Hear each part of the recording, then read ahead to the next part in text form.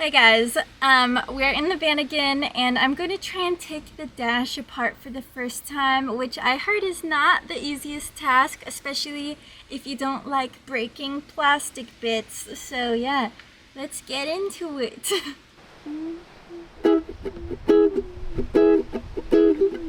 Before you even touch the dashboard, you're gonna want to disconnect your battery. I am a little bit scared of the sparks, so Rainbows is gonna help me. Yeah, do it. Show me how to do it, baby. How do you do it?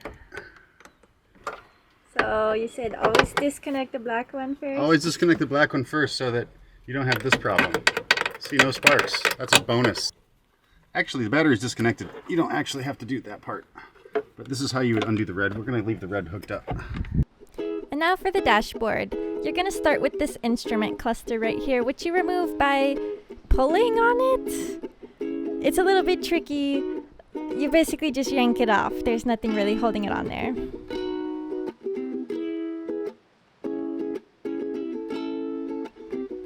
Shout out to Rainbows. Thank you very much. The next thing you'll do is unplug all of these clumps of wires from the back, or in my case, the whole button's just pulled out. But as you see here, just go around unplugging everything and then it's cut loose. Now rip off the honker and unscrew this bolt. Alright, this is the biggest socket in the toolbox and it doesn't fit. So it looks like we're going to the hardware store. Alright, we're back. Fuck yeah. Before removing the bolt though, make sure to mark it so that when you put it back together, it's aligned. And just for clarity's sake, mine took a 24mm socket to unscrew it.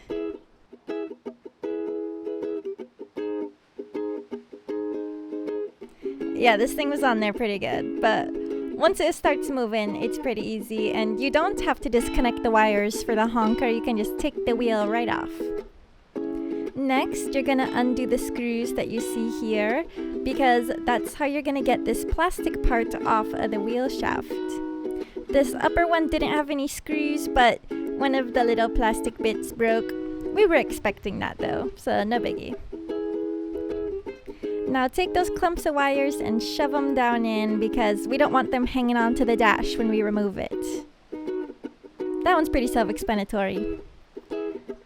For the stereo system, this is not the one that the Westy came with, obviously, but just get rid of whatever stereo system you've got in there right now. All of these levers are a little tricky. Here we have an above view, and you see where the metal connects to the black. You're gonna lift the metal up so that you can pull off the black knob, or try and coerce it with a screwdriver so that you don't break these brittle pieces. Here's another pretty self-explanatory one. Just yank it off. But now this part, I had to edit out a lot of it because it took a while to jimmy it off. But you can see we're just working at it. It cracked a little bit, but you know, like I said, we kind of expected some of the plastic to break. It's from the 80s. Then take this thing out, unplug it, undo this screw right here, that screw right there. Gonna disconnect the glove box, which is by this little rubber pulley, and there it is.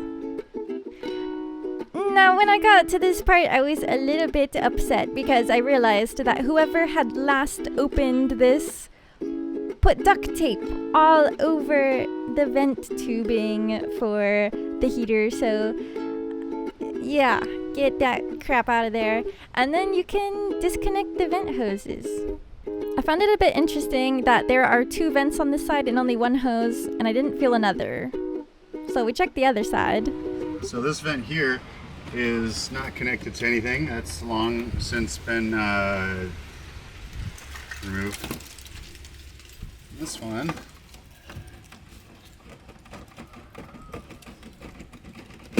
just wiggles right off just fine. Look at that, nice and easy.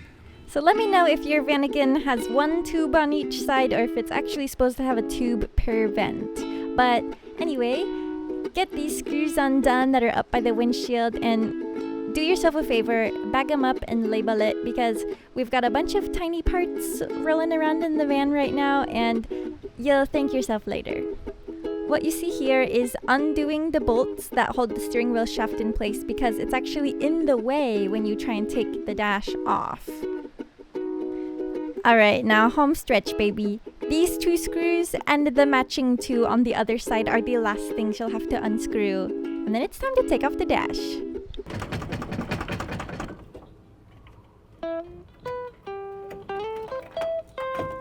Whoa. Were we supposed to undo all those screws? They are undone. Oh, yeah.